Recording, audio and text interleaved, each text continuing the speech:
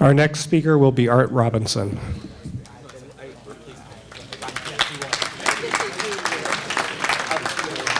My first real experience with education was at UCSD in the 60s when they handed me 300 science students in a chemistry course and a piece of chalk, and you had 9 chalkboards, and it was forbidden that you have anything else to help you.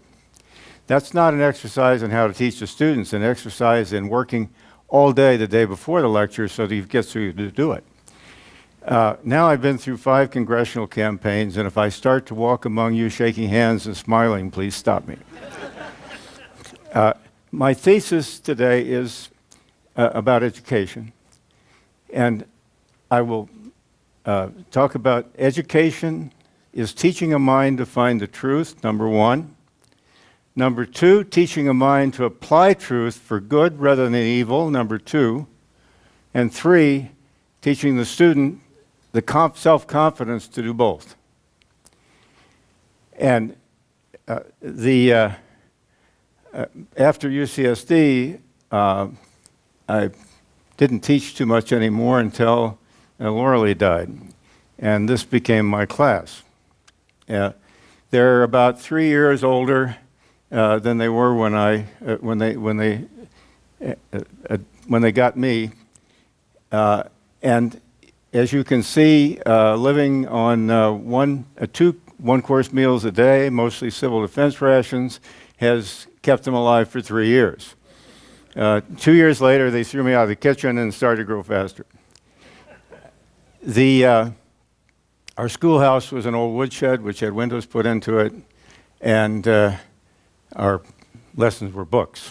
And I'll talk a little bit about educational method later in the talk. That's Matthew and his books. I'm going to give a lot of quotations today, and most of those are Matthew's responsibility because he has this gigantic library, and I keep finding books in it by very famous and smart people that do these things.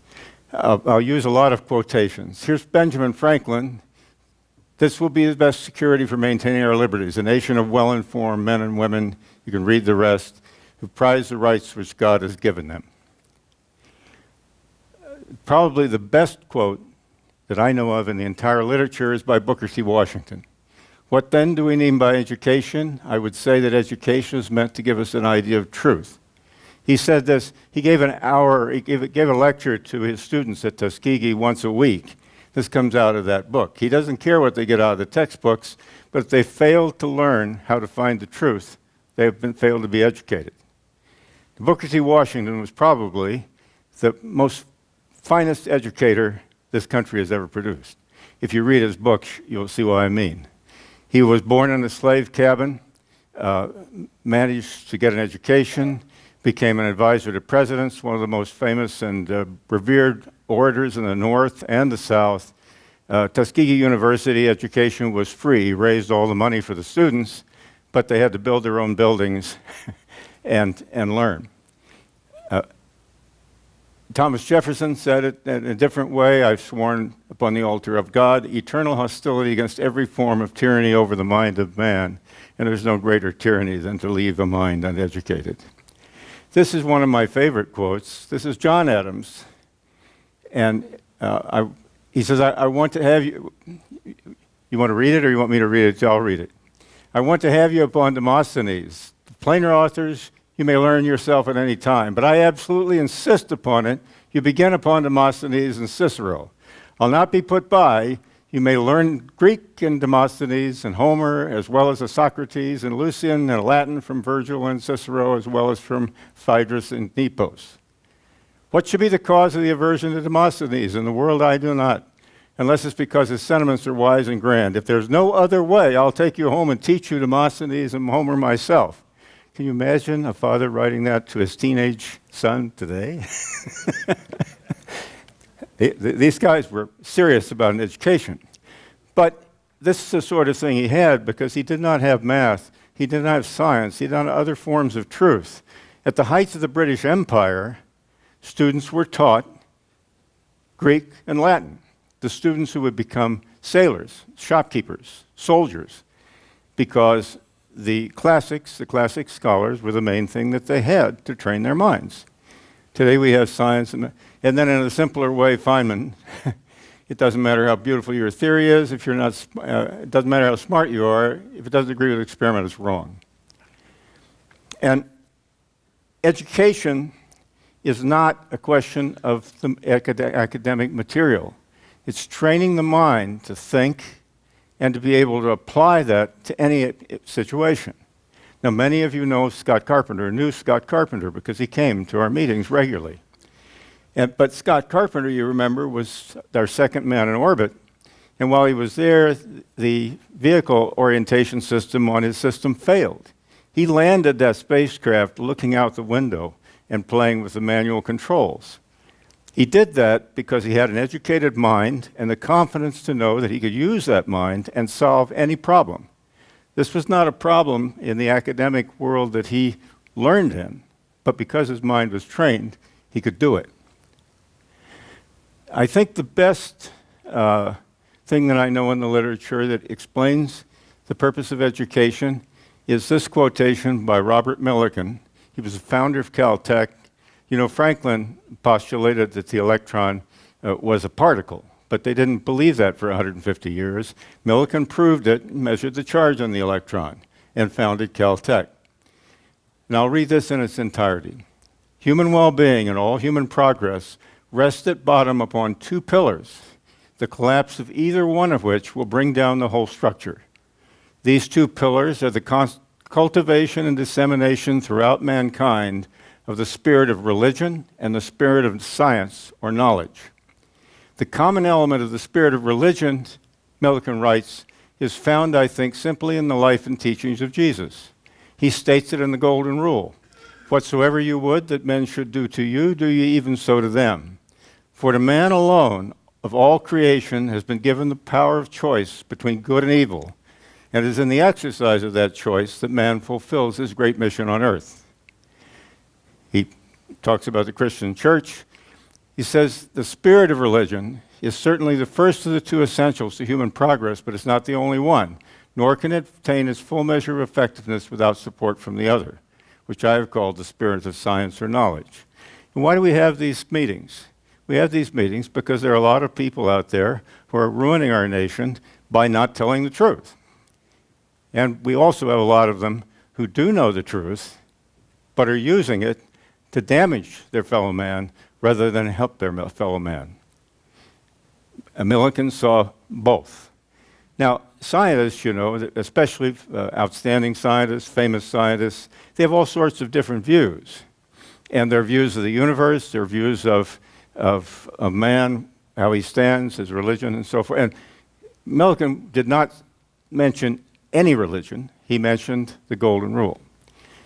I'm going to show some quotes from famous scientists. It does not mean they were going to church. It does not mean they were following some particular denomination or even describing them as Christians as they went down the street. But here's some of the things they said. Well, Millikan first made "the truth shall make you free" the motto of Caltech. It contains the truth, but of course it's borrowed from the Bible. Benjamin Franklin said, "I believe in one God, the creator of the universe, that he governs by his providence, that he ought to be worshipped, that the most acceptable service we can render to him is doing good for his other children." Exactly what Millikan was saying. And that the soul of man is immortal and will be treated with justice in another life, respecting his conduct in this. Einstein said, "As a child, I received instruction in the Bible and the Talmud. I am a Jew, but I am enthralled by the luminous figure of the Nazarene." When he was asked if he thought Jesus existed, he says, "Unquestionably. No one can read the Gospels without feeling the actual presence of him." It does not mean that Einstein was going to church or was following the specific things in the Bible. He was talking about the elements that's the same that Millikan was talking about. He greatly admired Newton, and to introduce Newton, I like this quote by Einstein especially. He talks about Newton's discovery and implementation of the differential quotient in physics, but the part I like the best is at the end. He says, this was perhaps the greatest advance in thought that a single individual was ever privileged to make. He didn't say Newton made the discovery, he said he was privileged to make the discovery.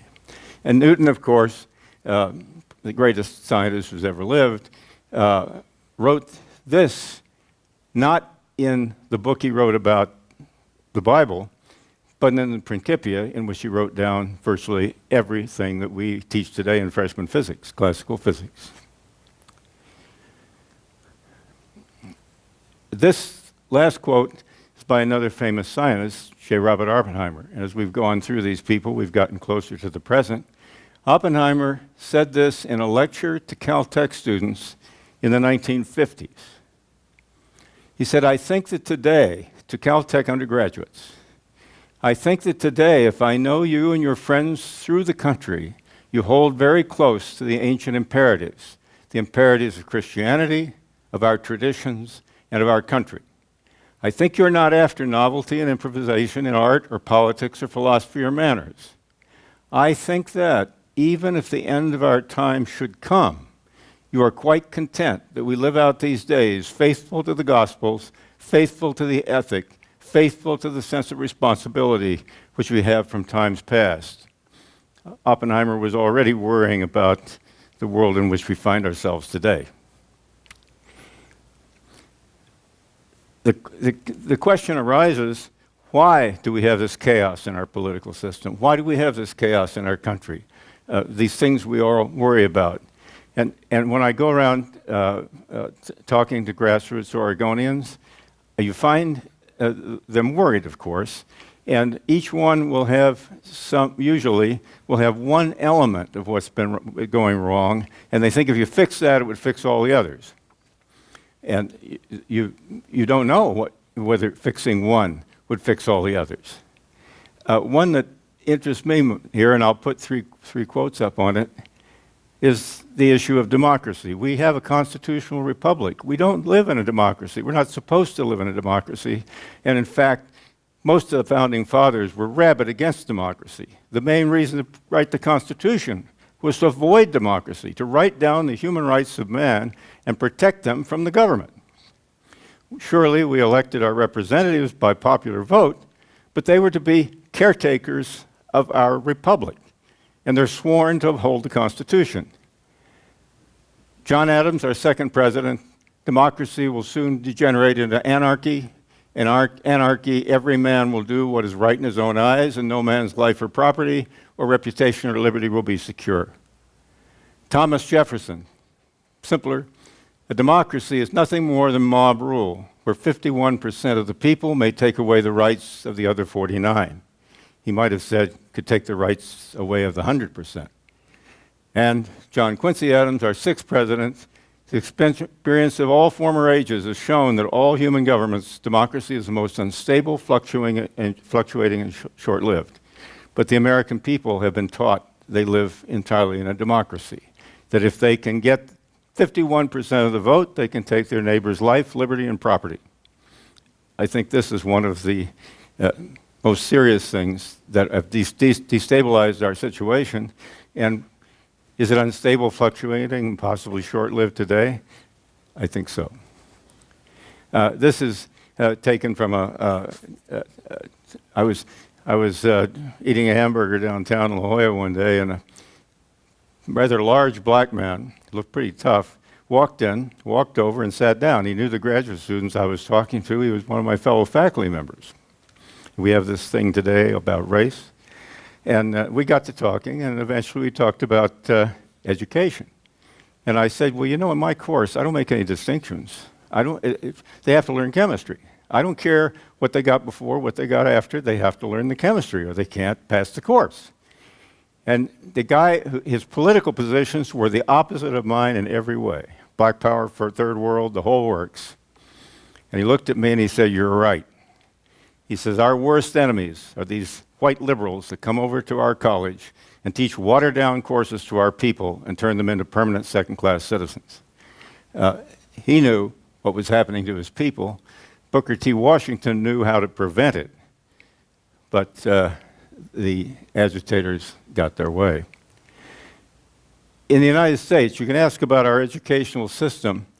There are all sorts of places in which our society is failing, in our medical system and so forth. Education is one of the simplest ones to analyze because the data is available and it's very simple. The average K-12 tax expenditure per 30-student classroom per 9 months in this country is $400,000 per classroom. You simply can go across the states all list. You can see how much they spend on education, how much taxes raised for education, and the number of students is known. The average is 400,000. Not very much of that money reaches the classroom. Suppose that we paid every teacher, we kept the taxes the same, and we paid every teacher $130,000 to just teach for 9 months, 30 students. They'd be very happy. They're not getting $130,000 a day. And suppose we rented the room for $20,000. That's probably per square foot the best house in town. We'd have $250,000 a year left over, and after 12 years, we'd have enough money to give every student in the class $100,000 toward his college education. They're throwing away 2/3 of the money, and it's worse than that because the special interests, the non-teachers, the administrators, all the people who soak up 2/3 of the education money across this country, they don't take the money and go to Tahiti. They stay in the schools and make it hard for the teachers to teach. So it's even worse. That's the average across our whole nation. And most school systems are not far from that average. Now, there are some worse examples. Washington, D.C. has 50,000 students in the K-12 schools. 67% are black. Most of those students graduate from high school unable to read and unable to do a reasonable arithmetic. The reason I mention them is they are the only schools that are constitutionally responsibility of the U.S. Congress. The U.S. Congress runs those schools because it controls Washington, D.C. So while our Congress people walk about the streets with their $175,000 and their fancy suits and looking very important, 50,000 kids, including 35,000 black kids, scurry about beneath their feet, unable even to read. If you want an example of racism in this country, I think that's the best example I know. In Rhode Island, the Wall Street Journal recently reported on schools in Rhode Island. They're spending $540,000 per 30-student classroom in Rhode Island, and only 5% of the 8th graders are proficient at math and 8.5% proficient at English at the levels that, and the tests are not all that hard either. However, what's our competition doing? The Chinese are graduating 700,000 engineers per year. The United States is graduating 60,000. This is a quote from World Magazine. I have no way to check the numbers, but I'm quoting them. It's estimated that 80% of the key top leadership positions in China are occupied by scientists and engineers. As far as I know, there's one scientist in the U.S. Congress, and he's a leftist. Which side do you think has the advantage? One example, and those of you who read Access to Energy have seen this kind of stuff all the time, but the International Atomic Energy Commission estimates that world nuclear power will grow by 123% by 2050. I think that's a very conservative estimate. But they estimate that 3/4 of that increase will be in China. That the United States, that is estimated that our current situation, where we generate 20% of our electricity, will go down to 11%. If you look at the numbers carefully, and I've laid them out in Access to Energy, in nuclear power and today's money, it's about 2 cents a kilowatt hour. The other things we're using are 10. What do you think will prevail in the industrial world and the competition when our electricity costs 10 cents and the Chinese spend 2? And their scientists and engineers understand that.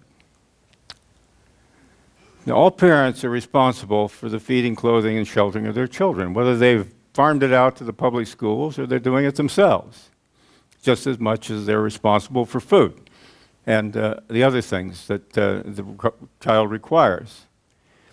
Now, that is that schoolroom I mentioned, and I'm going to talk a little bit about what happens in that schoolroom. Not because I figured out in the situation I was in, the children were stuck with me, and I won't say I was stuck with them, I was blessed by them, but we had to figure out what to do.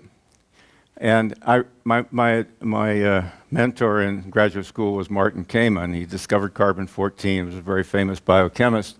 Martin used to say the secret of life is to keep putting one foot in front of the other and breathing in and out. And in fact, all the things I think I know about education, none of them did we originate and say, hey, this is the way to do it, we'll do it. They just happened as we struggled along to try to learn how to educate better. And now I could give a great lecture sounding like I'm really smart, we figured this out, and the students have done well, and so forth. That's not the way it was. It's 7 people on a farm trying to figure out what to do. But the system we developed, I think it illustrates the point of my main talk. The purpose is to learn the truth and how to discern the truth. So it's not a bad idea to start the day with mathematics. You start with math because it's the truth. When you work a math problem, it's either right or it's wrong. So if a student starts his day with, say, an hour or 2 of mathematics, starting, with simple things, well, first he has to know how to read, and he has to know his math facts, the multiplication of simple numbers. That's not education. That's what has to happen before education. I was very lucky because my mother was a 2nd grade school teacher before she was married, and she was watching little Arthur. And she got me into the schools at 5, so I was a little young for my grade, but she was keeping track. So I'd bring my readers home, and she made me read to her, and everything was going fine, until one day she gave me a reader at the same level, and I couldn't read it at all. It turned out I was memorizing the books instead of learning to read. And I'm told there was a very hot time in my house until little Arthur could read.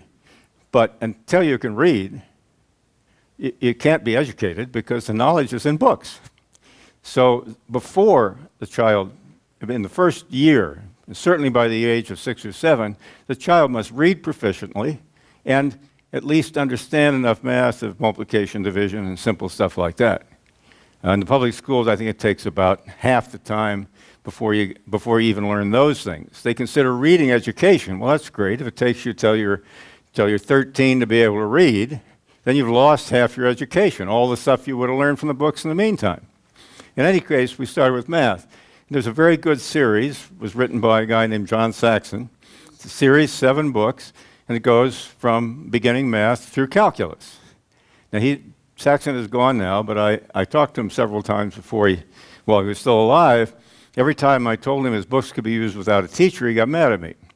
But in fact, they're that good. They have very good explanations, and also they keep going back over things. When you get to the 4th book, the problems are still giving you problems from the 1st and 2nd books as well, so you don't forget.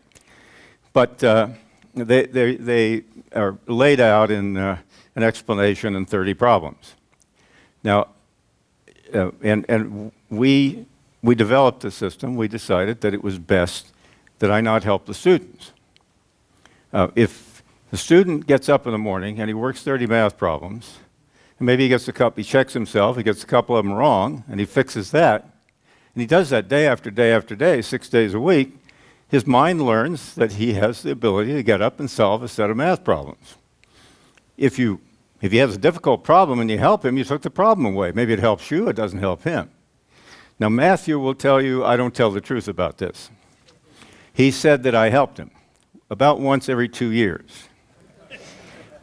But the point is they start that way. But however, in mathematics, and I'm using it, that's the beginning of where I think children can learn the truth, learn that they can discern the truth. First, they gain confidence. Their mind knows that they can do this every day.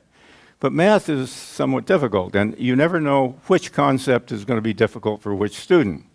So you keep a graph, and you write down the percentage errors they make each day. Well, they write it down. And the graph is a year long, and it sits on their desk. That's kind of an incentive, because if they have a bad day, they're going to have to look at it for the next year on the graph. And if they are working their math very fast and not missing anything, or it's really going well, you may boost it up to 2 lessons, and they have to do 60. If, on the other hand, it's not going very well, you reduce it to 15. If it's not going well, then you reduce it to 10. In other words, the rate at which they go through the math is metered to them. A student who will finish calculus at the age of 14 will still be slowed down. He won't be doing 30 lessons a day, because when he finds the things that are hard conceptually, he does them. But the idea is to teach the math. The math, most of the students are not going to use calculus any more than a shopkeeper in England in 1900 was going to need Greek and Latin. But it's a very good way to train the mind, and something we have today that those people didn't have. So you start out the day with math. Now when you finish, and actually an average student who does this, by the age of 16, he'll finish first year calculus. He'll probably never use calculus, but he's trained his mind.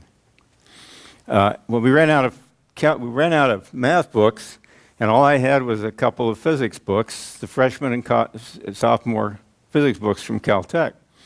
I had them on the shelf, and I didn't have anything else, and Zachary was the first one that finished, so I handed him the mechanics book, basically. It's classical physics, Newtonian physics. And he didn't know any better. He just kept working the problems. Because problem solving is it isn't understood, but if you've been solving problems 6 days a week, every morning, why you've learned how to do it. And then there was the second book. That's a lot harder. And Noah, he's going through the second book, and started taking a long time. And he was missing some of the problems, too many. And so we introduced another thing, which I stole from from a book, which we called oral learning. And maybe goes back to the comments I made in the beginning. Oral learning is where the student lectures to a room. He teaches the subject to an imaginary class. So the student's having trouble with his physics, and so he goes someplace. I've never heard Noah do this, although he went through the whole course with it, and both of them have used the method. He goes to a room where no one is, takes his book, reads the first paragraph, and works on that and teaches it to a class. And while he's teaching it, he learns. That's the way most professors learn freshman chemistry. You won't find a professor at the university who will admit he doesn't know freshman chemistry, but I'm going to tell you, the fact is, you learn your subject when you're teaching it. And it works for students. I told Tom Apostle, who was the guy who wrote one of the authors of those two physics books, I told him about this, and he says, well, I'm not surprised it works. I'm just surprised you get the student to do it. And in fact, I think those are the only two students of my 6 that I got to do it. But it works like a charm. And so anyway, they work their way through the physics and then the chemistry. Usually by the time the kid's 18, he's got through calculus and physics and chemistry. And those subjects, and you're not teaching esoteric things. You're teaching the things in physics that are known to be completely true. And in chemistry, the same way. The simple things that are known to be completely true. So during that period, after he's learned to read, and he doesn't write anything until he's 10 years old, and he starts writing. But the object in the first 2 hours of the day is the student always walks in and by himself finds the truth in those subjects.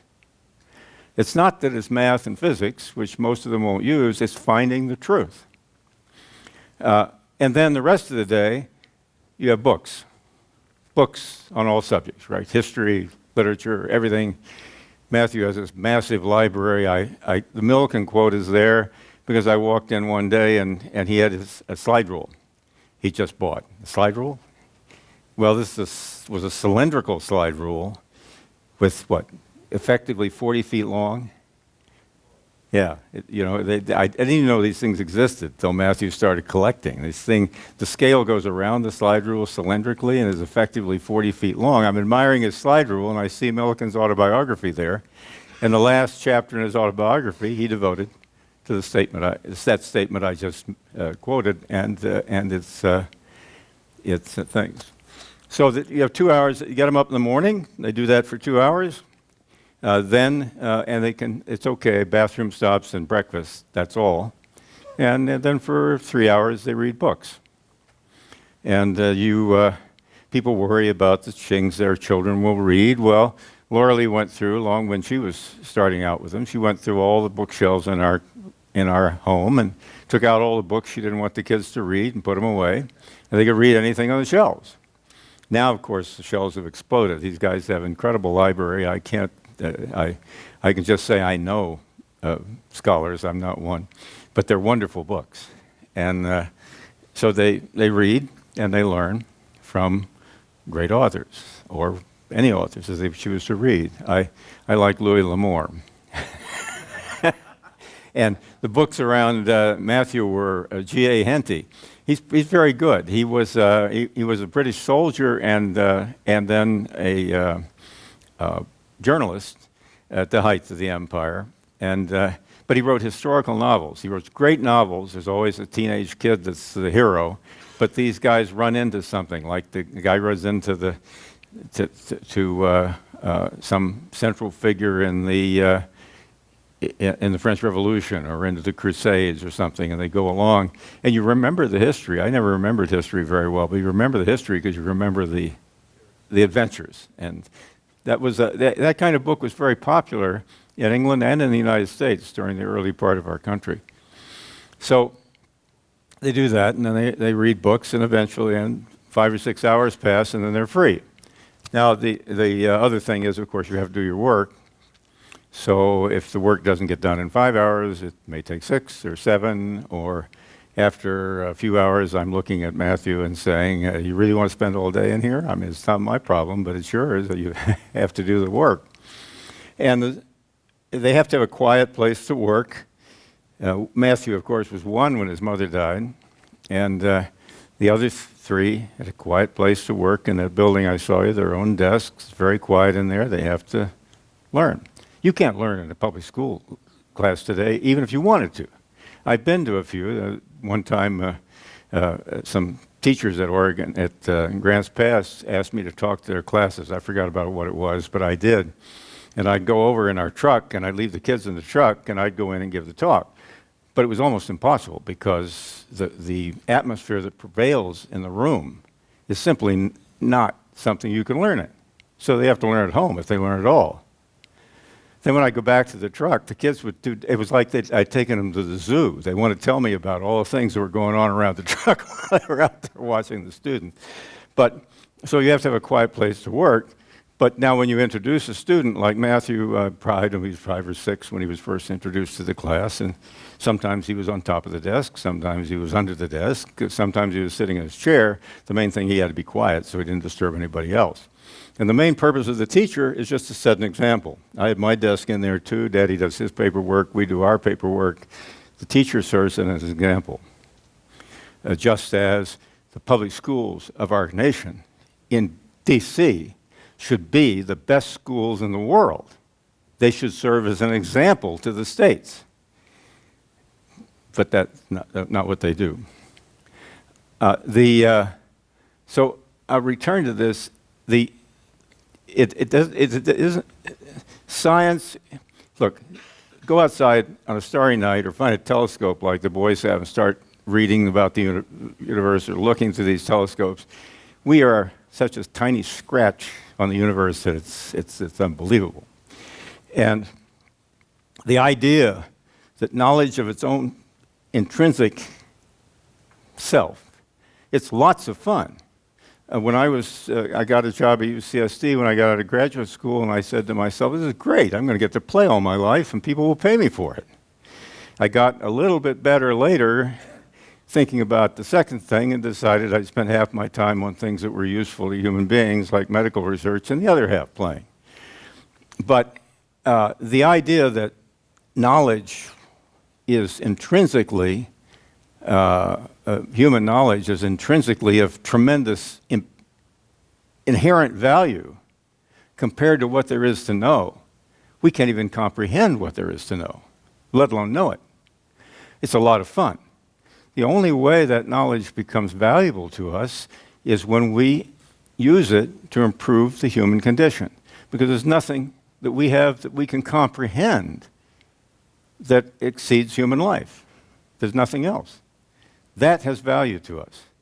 So, some of you here, I write that we try to increase the quality, quantity, and length of human life in our research, in that part of our work. The value in science and the engineering it makes possible, and the wonderful things that George writes about and so forth, is valuable only because it increases the value and length, quantity, and quality of human life. So that if a student understands that, then that knowledge has value.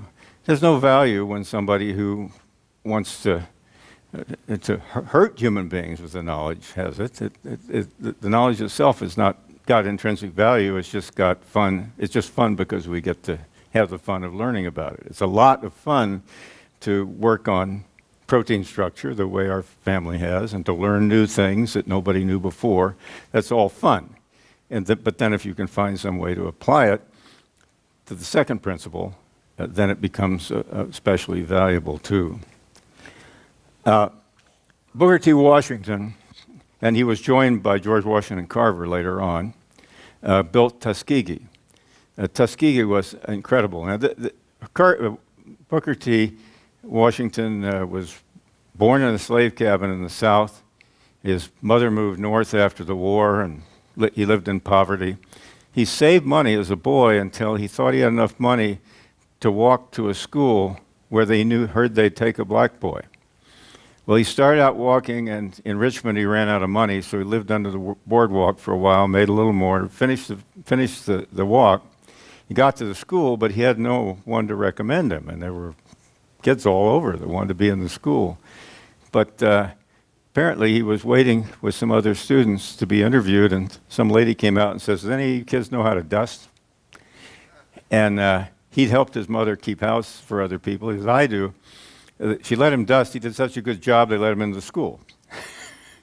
And he became the most famous educator of his time. And if you read his books, you would probably say that the greatest educator in American history. Incredible. He was the president and his entire cabinet, just in the days of horses, traveled from Washington just down to see Tuskegee. Today, if you go to Tuskegee, they have a few new brick buildings, I assume put by volunteers, but tragically, all the buildings that Booker T. Washington, George Washington Carver, and their students built, they're still there, but they're falling in disrepair and they're not used. I think it would be wonderful if those buildings were repaired. That school should be a national monument. If you read what he taught his students, and he didn't pull any punches, he knew where they were. If you read what he taught them, the students who followed that, if he had been able to teach that to most of his people, we wouldn't have a racial problem in this country at all. Zero. I think I recommend his books. You'll be astonished. You'll also be, if I were to say to students something like Booker T. Washington today, they practically locked me up as a racist. He just told them what it was and told them how to overcome the problem. So that's the thesis I wish to put forward, that education is not, as Booker T's the first quote I used, is not learning facts or absorbing lots of special information. You can do that your whole life. It's getting a mindset and ability to extract the truth from any body of knowledge, and to have the self-confidence that you can do so. And secondly, to learn the ethic of applying that knowledge, as those men would say, in accordance with the Golden Rule. Not because they were all Bible-thumping Christians going to church, but because they understood that rule encapsulated the important thing, which is that human beings are the human life is the most important thing we can understand. So you should apply yourself to improving the lives of those around you. Perhaps you have some comments, questions. You better ask the question, or I am going to circulate around the table, smiling, shaking hands. I see no reason to stop running against this guy. As long as the Republicans in Oregon in my district will nominate me, I'll keep rattling his cage. So, thank you very much. Oh, okay, Joe. So, Art, there is a Booker T. Washington Society. Have you Is there? heard of I that? don't know that. No. Yeah. It's run by a guy named Ron Court. Uh-huh. Ron is running out of health. He's looking for somebody to take over the organization. You might want to consider doing Yeah, well, maybe we should talk to him about it. Those buildings, they were built by those men and their students. And it isn't that they're not used. These are wooden buildings. They're standing there. The roofs are falling in. The rain is coming in. And the trash stored in the building's about that deep. They hadn't torn them down, but that's the way they are. Tuskegee University. But Tuskegee University, the grounds are beautiful. It's obvious that they take care of things very well. But the buildings those people built, that Carver's taught in and that Washington taught in, need to be, okay, I'll remember, I'll get that from you. Yes? Would you make some comments about what you foresee in 2020, the election coming up? What I hope for or what I foresee? Who knows what to foresee? This is such a zoo out there. Who could foresee? The country needs to reelect the president, and I sure hope they do. I'm not telling you that this man has lived a rough life. He's been very successful in what he's done. He doesn't walk on water, but I believe he's exactly what this country needed at this point in its history. I used to talk about this in the civil defense days. If you read American history, it seems like when we get into trouble, one or two men that are needed just sort of rise out of this free society. I used to call them wild cards. And he's sort of like that. This is not what you would expect or view as a president, right? This is a perfect, idiosyncratic, tough wild card that's been doing a lot of good things for the country in spite of what they threw at him. And I hope in 2020 he's reelected. I hope he's reelected in a landslide so that we'll get a new Congress and a new, at the same time. And I think that might happen. I don't know. In Oregon, and I really know the grassroots people in Oregon now, both Republicans and Democrats and independents and everything. We keep doing a little better every election. If the slope remains the same, I'll beat him when I'm 100. I mean, but maybe President Trump can improve the rate. But they're mostly good people on all sides of the spectrum. And I like to believe that the grassroots people in the country don't like what these lefties have been doing. And I'm hoping that that will turn into a landslide for the president. But I'd be happy if he won by one vote. But I don't know what's going to happen. The corruption within the parties is incredible. When they accidentally made me state chairman for 2 years. And as soon as I was chairman of the state party, they were attacking me more than DeFazio was. Because the people that gravitate to these positions, at least in Oregon and to a large extent in other places, want power and money. They're not idealists. There are idealists. In that job, I went to the RNC meetings, that Reince Priebus had, and there were a great many fine people there. And you get to talking to them and talking about their ideals. There were men, you'd see a man 60 years old, he's been working in that thing for most of his life, and he's trying to help his nation. But there's an awful lot of the other kind, too. And I just hope that grassroots Americans, there's still enough of them to do the right thing in 2020. I don't know what will happen. And all I do is go down through the parades. We have a lot of parades in Oregon. So last time in the election, I just had fun with Trump signs. I mean, you can load a pickup with Trump yard signs and walk through a parade and give away a couple hundred of them. I mean, they love it. But that's the base. So I'm doing a PhD program at Purdue University, and one day I talked to one of the faculty members who I considered not stupid, and I said to him that I want to devote my life to seek truth. And then he said, "That's very hubris. If you were there, what would you say to him?" That he's wrong. More, let's say more. I mean, I was shocked to hear Yeah. a faculty member who I consider the real non-stupid nowadays in social Well, sciences. And then he said, that's hubris. But you know, being smart doesn't make you wise. No, There are a lot of smart people in academia, Well, some of whom are wise. when I say not stupid, I mean like not has a mind that is capable of thinking to a certain degree. Yeah. But then he says, seeking truth is hubris. That's the reality nowadays in this country, in academia. Yeah, So well- speaking of corruption in parties, speaking more. Well, in corruption. academia, We should have more conversation about corruption and intellectual depletion in academia nowadays in this country. In academia today, there unfortunately are a lot of people like that. I like to hope that there are guys in the basement still doing good work. But it is very difficult. And I had some negative experiences in this world too, but a lot of positive ones as well. Unfortunately, most of the positive ones were men who are dead now. I was Yeah. sort of young for my age, for where I got, and all these men that taught me and that were incredible people are mostly gone. That quote by Oppenheimer is indicative of those men. And he said, even if the end of our time has come, we have to do the right thing.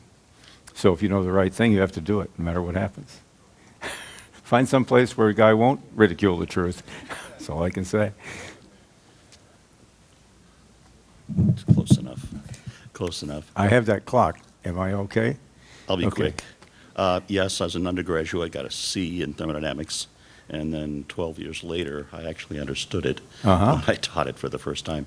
I'm back into teaching after a break of about 30 years, and in a couple of weeks, I get to start with another senior class, and I tell each of them, at this point, we've taught you two things. We've taught you how to manage your time, because we give you way too much to do in any time. And we've taught you some rather elegant ways to describe how temperature changes in the coffee cup. What we haven't done a real good job of is teach you the wonder of why it changes. You look at the coffee cup, and all you see is the equation for the heat transfer. Yeah. You don't smile and go, wow, I know that. They miss engineering, physics describes the world around them, and they don't seem to see that. They see it as this is compartmentalized. They don't see this is describes things, and you just sit back and be amazed at how the world works, and they miss all of that, I think. But the whys are very difficult. The tremendous quote by Feynman in his introductory physics books, Yes. in which he talks about how he doesn't know what energy is. It's just a bunch of equations, and these numbers keep coming out in a certain way. Yeah. All we can do is describe the world to a large extent, and sometimes you know the why. I have that set too, by the way. Yeah, but you remind me, you were talking about you understood thermodynamics after 12 years. Millikan had another hypothesis, well, not hypothesis, what he believed. When I was a freshman, they said to us, if you don't understand it, memorize it. And in the time when you're off from school in the summer or some later time, it may become understandable. And I have to admit that freshman chemistry became totally understandable when they gave me a piece of chalk and said I had to teach 300 students. And some of the other things took a lot longer. And still, I look at things in chemistry that I see, and for the first time, I think I maybe really understand them. But fear is a good motivator too. And I got into politics accidentally when I was a student, and then and got out. But when I go to Caltech, and there was another student from my school in Houston. Well, there were two of us from the same high school. They had 180 students, and he decided to run for class president. And what am I going to do? How am I going to tell the people back home that he's class president? I'm nothing. So I ran for class vice president. He lost, I won, the president flunked out, and I was president of my class. This led to me running again, and I got it again, and then I got it in my head that I was going to be president of the student body. So I ran in that, and the president of the ACLU ran against me and beat me by 17 votes, which perhaps was a precursor to what would happen later. But I ran very hard, and I kind of neglected physical chemistry.